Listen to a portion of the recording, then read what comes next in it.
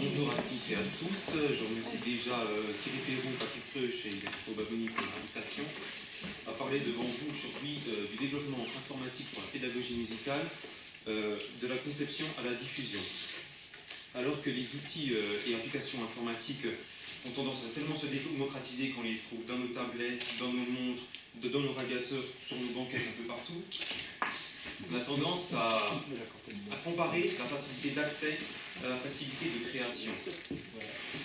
Donc nous allons suivre le parcours d'un développeur en informatique qui va créer une application. Donc nous allons voir chaque étape afin de mieux nous sensibiliser sur toute la complexité qu'il peut y avoir derrière une application qu'en un simple clic, on y a accès, on peut l'utiliser. Donc c'est vraiment une sensibilisation à toutes les étapes de création. Vu que je suis le plus jeune des intervenants de ce colloque, je me permets de me présenter parce que peu d'entre vous me connaissent. Je m'appelle Éric Florchinger, je suis actuellement ingénieur en développement informatique dans la société One Suite Medical basée à Besançon, où je suis un développeur en logiciel pour les chirurgiens lors des opérations. J'ai eu l'occasion de travailler avec les classes de Gaia Maffezzoli pendant la création de la restitution des classes numériques, comme elle vous l'a présenté juste avant, où j'ai eu l'occasion de créer plusieurs applications aidant à la pédagogie de la musique et à la création de cette restitution. Parmi les différentes applications que j'ai eu l'occasion de faire pendant tout mon travail avec Gaia, la première application s'appelle Birds Chorus. Donc comme on peut le voir à son design assez enfantin, c'est une application qui s'adresse aux enfants non musiciens, et qui leur explique en somme les principes fondamentaux d'un son, à savoir sa hauteur, sa durée et son volume. C'est un jeu de comparaison. Il y a un son référent avec une certaine hauteur, un certain volume, une certaine durée, et l'enfant doit manipuler un son cobaye afin de pouvoir avoir le son identique. La deuxième application que j'ai eu l'occasion de créer, et comme vous voyez à son design beaucoup plus sobre, est une application de jeu d'écoute. Il s'agissait à la base de 10 jeux d'écoute qui étaient à la base faits sur CD-ROM et sur ordinateur, et j'ai eu l'occasion de leur faire pour tablette iPad et en modernisant la façon de jouer et l'accessibilité. Alors, des notions qui sont évoquées dans ces jeux d'écoute sont beaucoup plus poussées que Birds Chorus, l'application précédente, puisque là on va travailler plus sur la spatialisation du son, la réverbération, sa présentation graphique. Donc comme on peut le voir avec le design beaucoup plus sobre, c'est une application qui s'adresse à un public d'adolescents et d'adultes, qu'ils soient musiciens ou non.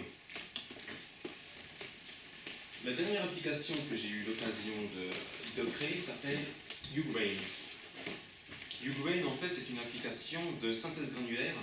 Pour vous reconstituer rapidement, la synthèse granulaire, c'est un effet de traitement du son qui permet de dissocier, entre autres, la vitesse de lecture de la hauteur du son. Dans un cas normal, plus un son est joué vite, plus sa hauteur va augmenter. Dans un cas contraire, plus le son est joué grave, plus sa hauteur va diminuer. Eh bien, la synthèse granulaire permet entre autres de dissocier ces deux facteurs et puis d'avoir des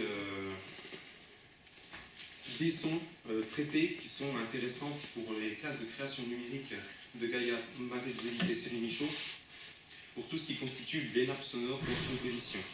Alors pourquoi refaire cette application? C'est parce que les applications qui existent déjà à l'heure actuelle, il y en a quelques-unes pour tablette iPad, mais elles ont une interface qui est très complexe, comme l'a dit tout à l'heure Gaia avec par exemple l'application Identity.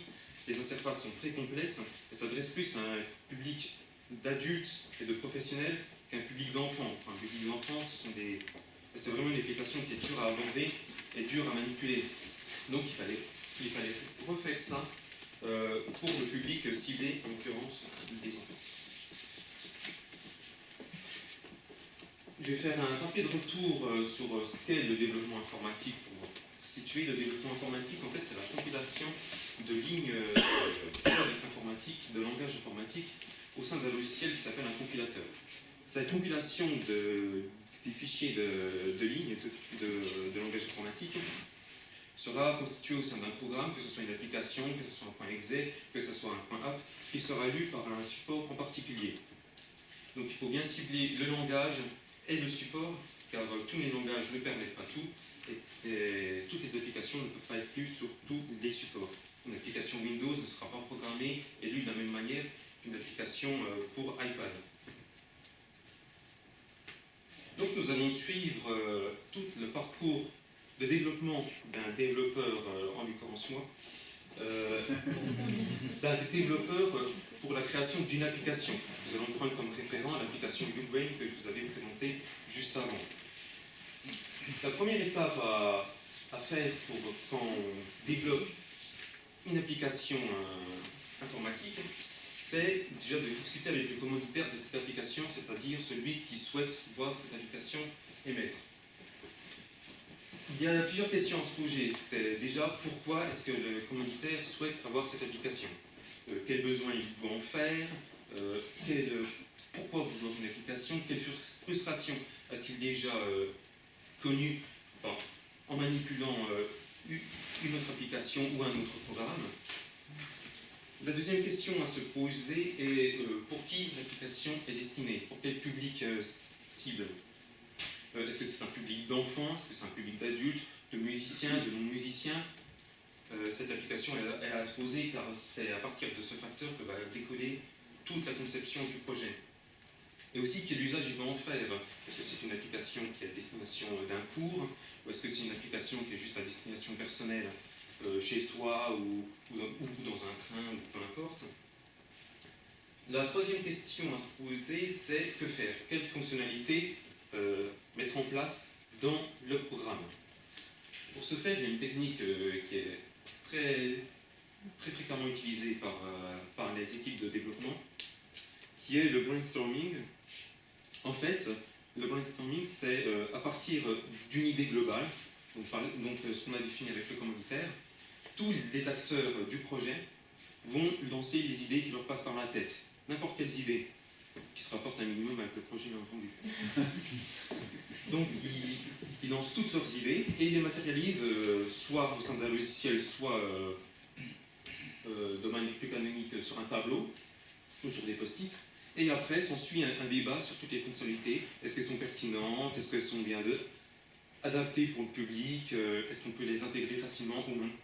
Pour après voir vraiment de façon matérialisée toutes les fonctions qui seront présentes dans l'application. Ces fonctions, après, seront rédigées au sein d'un cahier des charges. Ce cahier des charges qui va décrire absolument toutes les caractéristiques du projet, le public, pourquoi faire ça, quelles fonctions il y aura, et seront envoyés au commanditaire. C'est à partir de là que le travail du commanditaire s'achève un peu, car une fois qu'il a défini, qu'il a validé le cahier des charges, il a une valeur irrévocable, car si on revient toutes les 30 secondes sur ce dernier, ça va être vraiment très compliqué pour les équipes de développement. Donc une fois le cahier des charges validé par le commanditaire et le chef d'application, tout ceci va être consigné au sein d'un cahier technique qui lui sera à destination unique des développeurs, qui en fait va expliciter toutes les fonctions et comment les réaliser, et avec un planning qui ira des fonctions les plus compliquées, les plus vitales aux besoins de l'application, aux fonctions les plus faciles et les plus annexes. Les développeurs pourront au mieux organiser leur temps de travail. La deuxième partie à faire lorsqu'on crée une application, c'est la création graphique. Au commencement de la création graphique, il faudra rédiger une charte graphique qui en fait va expliciter toutes les intentions visuelles que l'on souhaite pour l'application. Quelle couleur utiliser, pourquoi utiliser cette typographie, pourquoi utiliser un logo de cette manière. Tout ceci sera justifié au sein de la charte graphique afin d'argumenter et simplement pas dire j'ai fait ça parce que c'est simplement joli. Il faut vraiment tout argumenter au sein de la charte graphique. Une fois cette charte validée par le chef de projet, on va faire ce qu'on appelle un layout, c'est-à-dire un prototype du visuel global de l'application.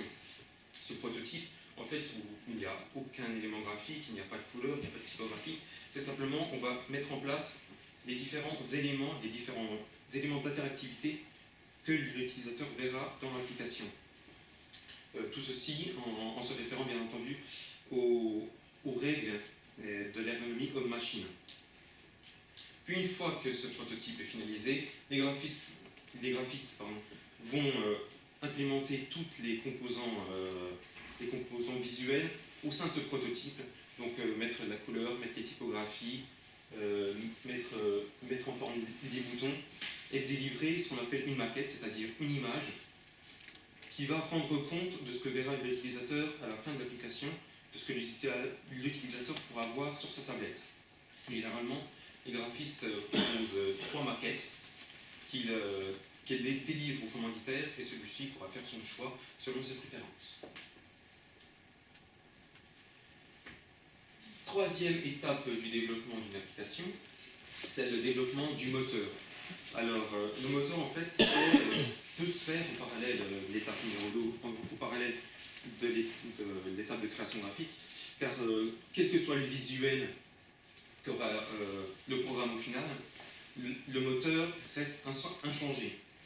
Le moteur, en fait, c'est toutes les lignes de commande informatique, toutes les lignes de code informatique qui permettront de réaliser les fonctions de l'application, toutes les grosses fonctions et les fonctions annexes. Pourquoi j'appelle ça personnellement un moteur informatique?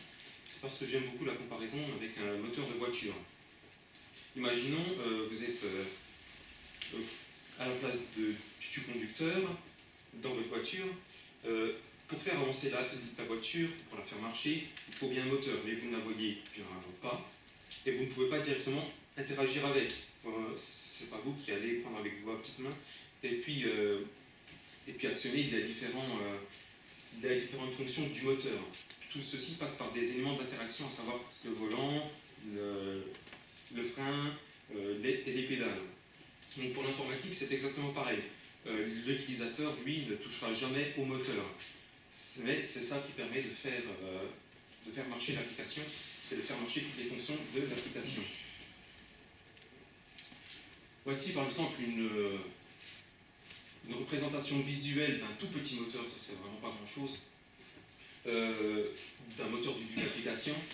En fait, toutes les cases que vous pouvez voir, en fait, ce sont des fichiers où plusieurs fonctions sont mises à l'intérieur.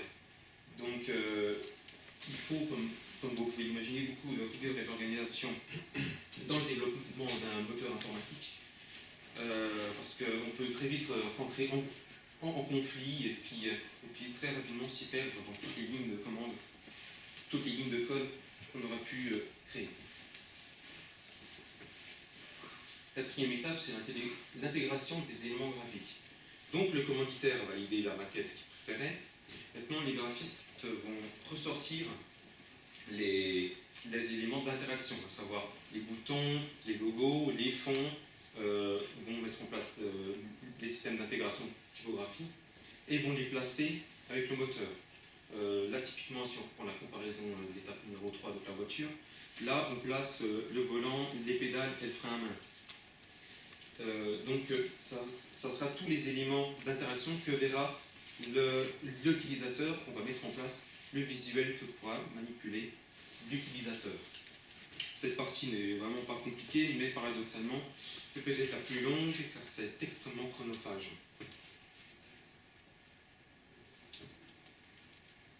Cinquième étape, donc celle-là,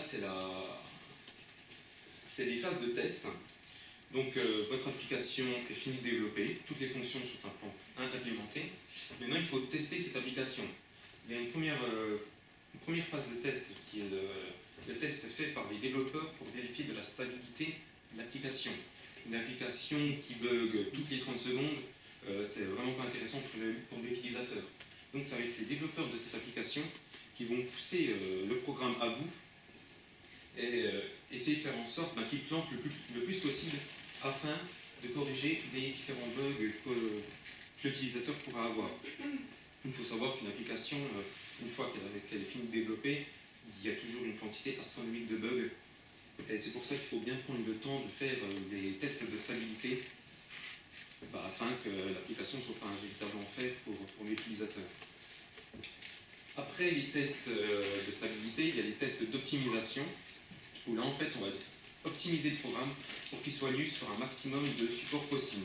Si votre application iPad ne peut être lue que sur le dernier iPad sorti en février 2015 avec le tout dernier système d'exploitation, ça ne va pas être très intéressant parce que tous les utilisateurs qui auront une version antérieure ne pourront pas l'utiliser.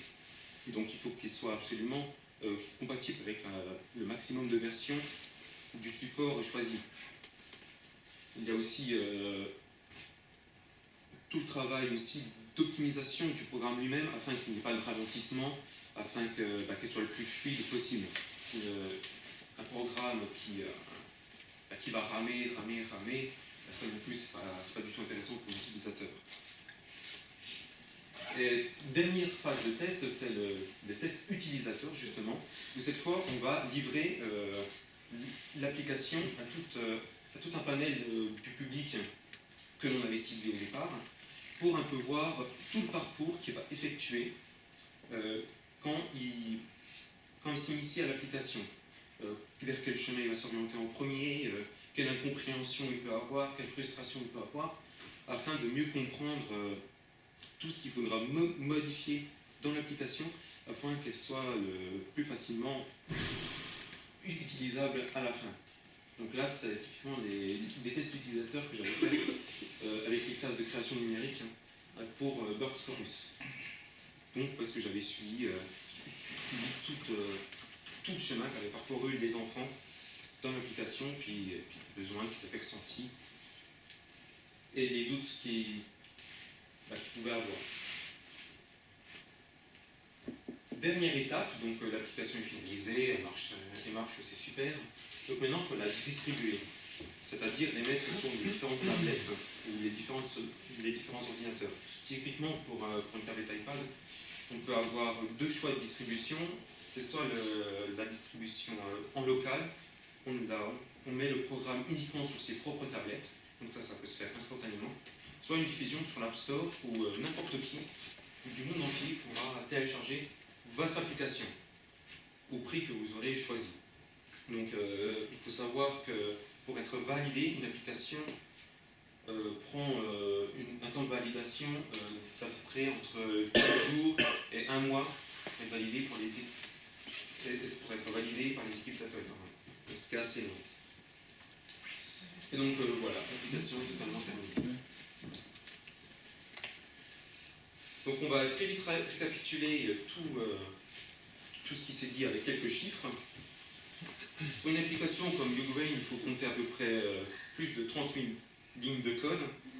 Donc c'est un chiffre qui peut être très impressionnant. Après, il faut savoir que ce n'est pas des développeurs qui rédigent ces 30 lignes. On a ce qu'on appelle dans l'informatique des librairies, en fait, qui sont souvent gratuites et open source, que les développeurs peuvent télécharger. Et en fait, leur travail, c'est plus l'exploitation de ces dites librairies, afin de gagner du temps, et puis aussi en créer des librairies qui sont propres à leur application, pourquoi pas les diffuser aussi sur Internet. Il faut à peu près 20 jours de travail pour un développeur seul, pour une application comme YouGrain, une fois la conception terminée. Donc c'est un travail, c'est un temps qui est assez long. Et un jeune développeur peut demander environ 150 € par jour. Donc le calcul du coût d'une application comme YouGrain peut être très rapide à faire. Je tiens à conclure cette présentation. Donc pourquoi est-ce que je devais expliciter toutes ces étapes de création? C'est parce que dans l'imaginaire collectif, il y a toujours une vision assez facile du développement informatique. C'est tout à fait normal. Quand un simple clic sert à avoir une application, à pouvoir l'utiliser comme on le souhaite, l'amalgame peut être très rapidement fait. Donc c'est pour ça qu'on peut déjà avoir parfois des commanditaires qui effectivement des applications avec prix dérisoires. Une application comme Wayne peut proposer ça à 300 euros, ce qui est pas possible, ou même parfois gratuitement, alors qu'il ne reviendrait jamais à l'idée de demander à un paysagiste professionnel de tondre leur pelouse gratuitement. Il y a toujours cette vision très facile du développement informatique. Les choses sont en train de changer, mais il faut encore un peu sensibiliser à cela. Je tiens aussi à terminer sur le fait de l'importance d'avoir un développeur et un informaticien au sein d'une structure comme par exemple un conservatoire. Lors de vos cours, soit de solfège, de création du numérique, vous téléchargez une application, mais vous en êtes un peu l'esclave. Vous ne pouvez pas la modéliser à vos besoins. Toutes les applications sont frustrantes parce qu'elles ne permettent pas de faire tout. Donc il y a forcément un moment où vous aurez une limite. On ne peut pas faire ça, il faudra aller sur l'application, mais ça pose problème, c'est compliqué. Donc, si on a accès à un informaticien et à un développeur, eh bien, cette fois, on peut modéliser l'application à ses besoins et puis faire tout le travail pédagogique qu'on souhaite avec. Donc il est bientôt l'heure de manger, donc si vous avez des questions, n'hésitez pas à me les poser pendant la table ronde de cet après-midi. Et puis si vous avez... Il va y avoir une question ou deux là. Peut-être. Et puis si vous avez tout autre demande de projet, voici mes coordonnées, donc ericforchanger.fr et eric@ericforchanger.fr pour le mail. Je vous remercie.